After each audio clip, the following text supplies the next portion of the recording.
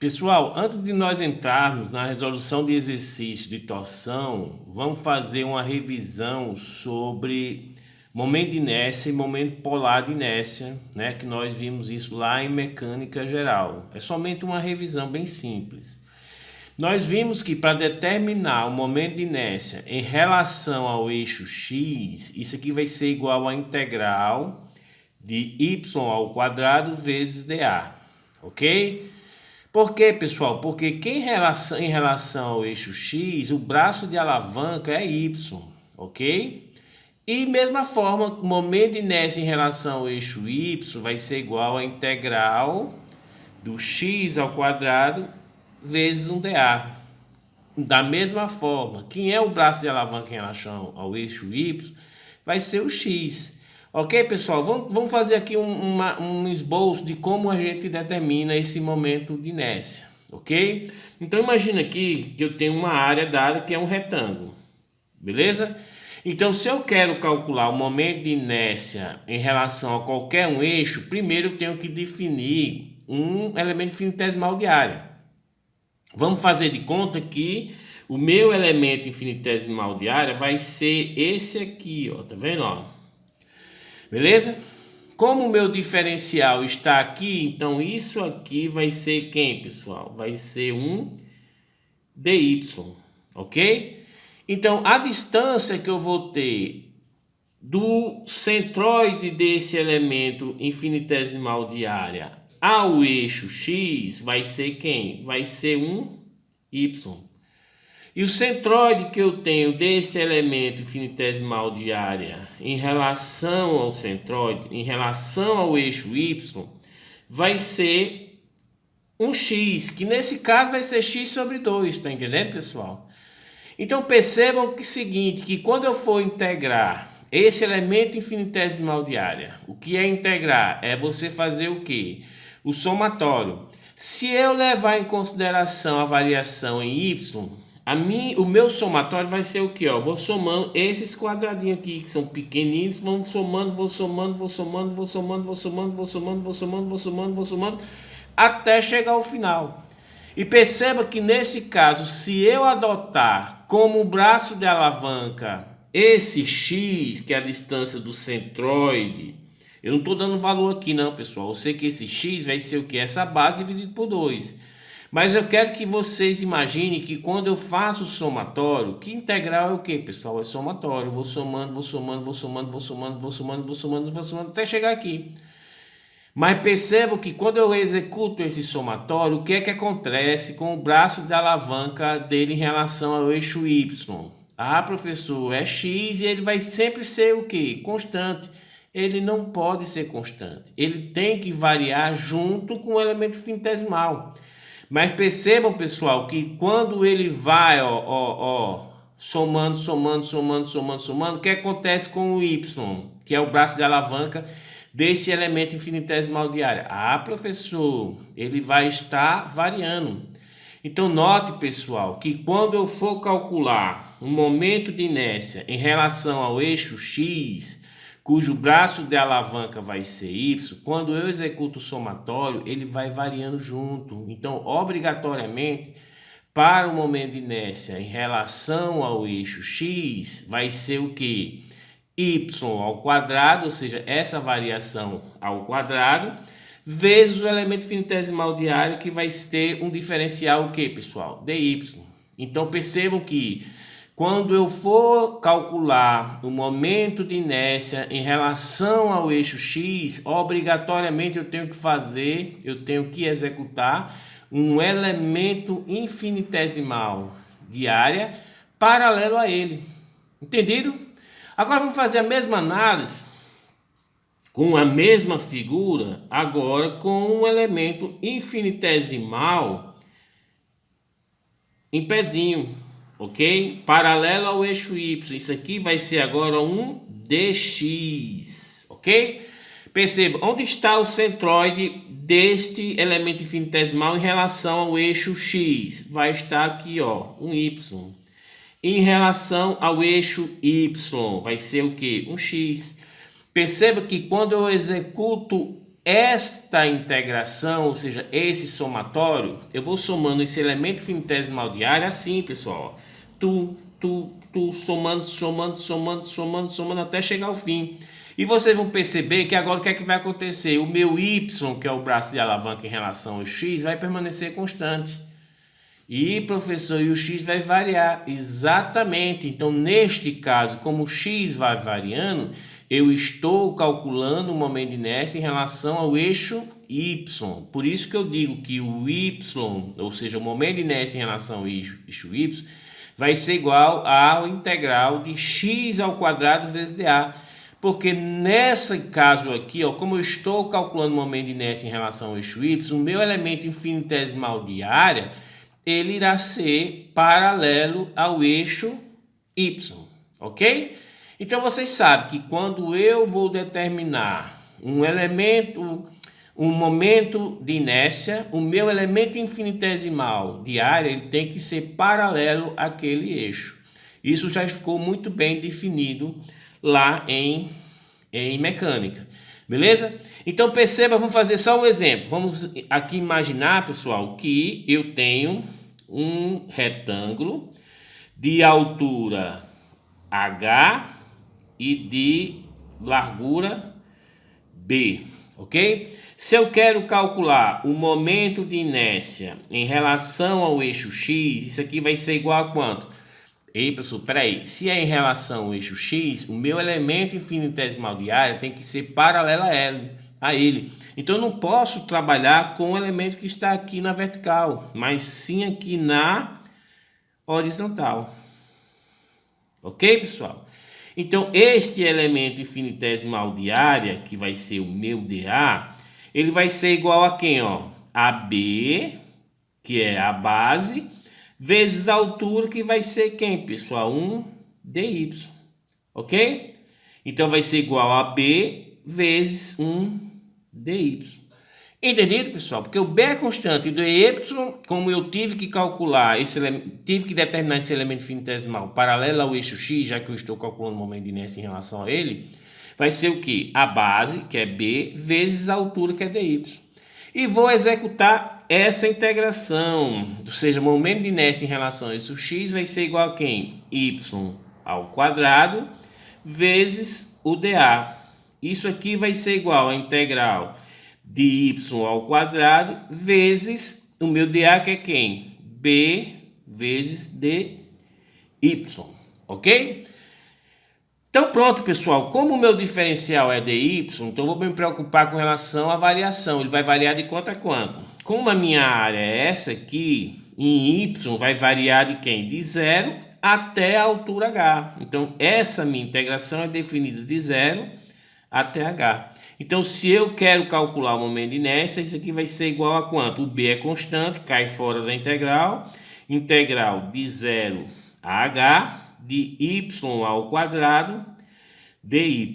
Beleza, pessoal? Quando você integra, isso aqui vai ser igual a quem? B vezes y ao cubo sobre 3. Isso variando de 0 a h. Perceba que quando eu substituo o limite inferior da integral, vai zerar. Então, temos como resposta, que já é sabido, né, ó, pessoal, a momento de inércia em relação ao eixo x vai ser igual a b h ao cubo sobre 3. Beleza? Olha como é simples. Ah, professor, estou entendendo. Mas, professor, o momento de inércia em relação agora ao eixo, passando pelo centroide, não é BH ao cubo sobre 12? Sendo que nesse caso, o que é que eu vou fazer? Eu vou colocar aqui, pessoal, a figura e passando o eixo, né, ó, x no centroide dela. Então eu sei que essa distância daqui para cá vai ser h sobre 2 e essa distância aqui vai ser h sobre 2. Ok? Então eu só fiz isso. A minha integral continua sendo a mesma, ok? Sendo que vai mudar o quê? O meu limite inferior, que vai deixar de ser 0, porque nesse caso eu coloquei a minha figura em cima do eixo x, e vai ser agora quem? Menos h sobre 2, porque note que esse valor aqui ele é negativo para x, né? Ó, então, para eu calcular agora, em relação ao centroide, ou seja, vai ser e x', né, pessoal, que é sempre no centroide, vai ser igual ao que? A integral de y ao quadrado vezes b dy. Isso variando de quanto, pessoal? Menos h sobre 2. Note que só mudou o limite de integração. H sobre 2. Beleza? Quando você integra aqui, ó, vai ser igual, b é constante, aí vai ficar y ao cubo sobre 3, ok? Variando de quanto? De h sobre 2 a menos h sobre 2. Isso aqui vai ficar o que, pessoal? Quando eu substituo h sobre 2, vai ficar o que?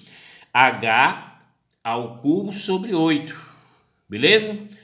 8 vezes 3, 24. Então vai ficar o que, ó? B H ao cubo sobre 24, beleza?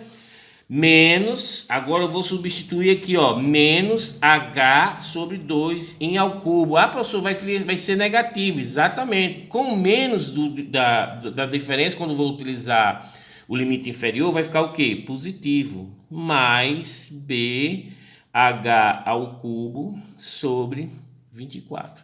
Beleza, pessoal? Quando você soma isso aqui, você vai encontrar o momento de inércia em relação a x' é igual ao que? B h ao cubo sobre 12, que é de forma que a gente já tem isso aqui tabelado. Beleza? Ok.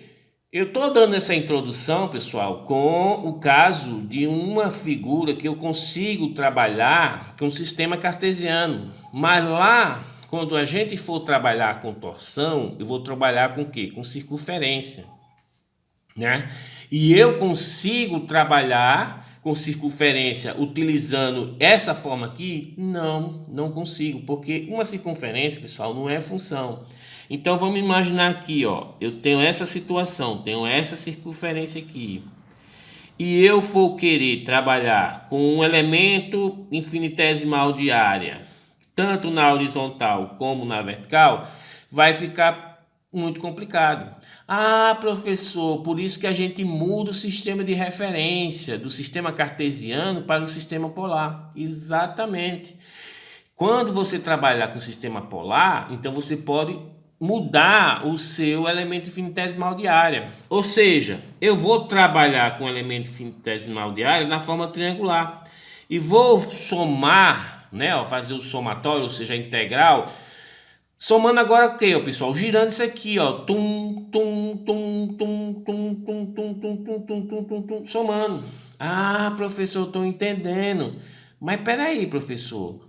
Se eu fizer dessa forma, o que é que acontece? O centroide desse elemento infinitesimal de área, pessoal, vai ser esse raio aqui, ó, que vai ser 2/3 do raio da circunferência. Porque isso aqui não é um triângulo. Ah, pessoal, não é um triângulo.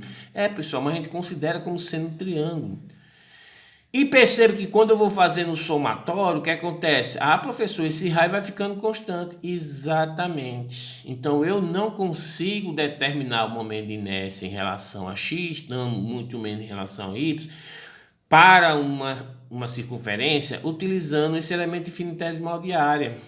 Tá entendendo? Porque na hora que você vai ter o braço de alavanca do elemento infinitesimal e quando você for executar o somatório, esse braço de alavanca vai ficar constante. Eu tenho que fazer de forma que esse braço de alavanca varie em relação à integração, ou seja, o sistema de somatório. Então ele vai ter que variar. Ah, professor, agora complicou. Como é que eu faço agora para saber o momento de inércia de uma circunferência?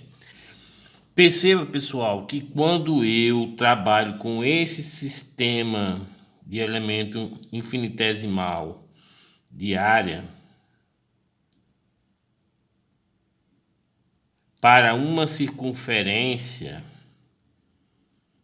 ok? Aonde eu tenho aqui um raio R, ok?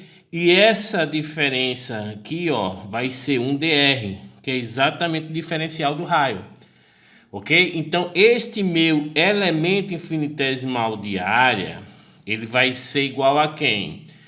vai ser igual ao perímetro, que é 2πr, vezes o dr, que é a espessura desse diferencial de área. Ok, pessoal? Perceba que nessa forma aqui, eu vou integrar como? Somando isso aqui, ó, até chegar no raio que eu vou chamar de Rzão, ok? Perceba que agora o Rzinho, que é o braço de alavanca desse elemento infinitesimal de área, quando ele vai somando, ele vai alterando. Ah, professor, agora sim tá ok. Então, pessoal, eu consigo trabalhar com esse elemento infinitesimal de área, e quando eu faço a integração de 0 a Rzão, eu tenho que o momento polar de inércia. Ah, professor, não é momento de inércia não? Não, porque eu estou utilizando o sistema polar. Ok? Então, no sistema polar, eu posso dizer que JP, ou seja, o momento polar de inércia, vai ser igual agora o que, pessoal? Quando a gente estava trabalhando com o sistema cartesiano, quem era o braço de alavanca no caso? Seria quem? Os Y e o X, né? Neste caso aqui no sistema polar vai ser quem? R que ao quadrado. Ok? Esse é o braço de alavanca, porque a distância dele até o elemento infinitesimal é R. Eu quero que vocês percebam que quando eu estou fazendo somatório, pessoal, estou somando essas circunferências, vou somando, note que o R vai variando junto com ela. Então tá ok. Vezes o dA, que nesse caso, pessoal, quem vai ser o dA? Vai ser o que? R ao quadrado vezes o dA é 2πr dr, ok? Qual é o meu limite de integração? Ah, professor, vai variar de 0, que é lá do centro, até o Rzão, ok? Beleza. Então, pessoal, quando eu integro, JP vai ser igual ao quê? Quem é constante aqui? 2π cai fora da integral, integral de R ao cubo vezes dr, variando de 0 a Rzão. Quando você integra, pessoal, vai ficar o quê? 2πr a quarta sobre 4, variando de 0 a R.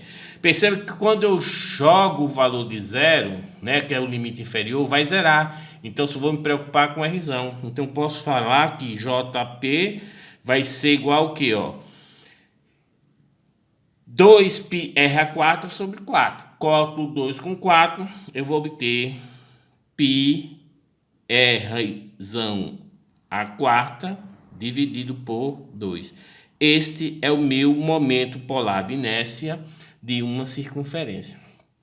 Ah, professor, quer dizer que eu não consigo achar o momento polar de inércia, ou seja, o Ix e o Y de uma circunferência? Consegue sim, pessoal. Percebam que o momento de inércia em relação ao eixo X de uma circunferência e o momento de inércia em relação ao eixo Y de uma circunferência são o mesmo. Então, qualquer eixo que você... Porque a circunferência tem infinitos eixos de simetria.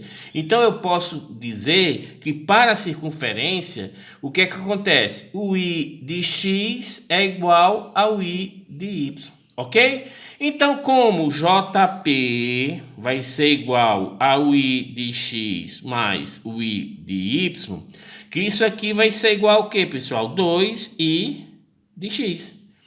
Então, se eu pegar e achar o valor do I de X, eu vou dizer que o I de X vai ser o que, pessoal? JP dividido por 2.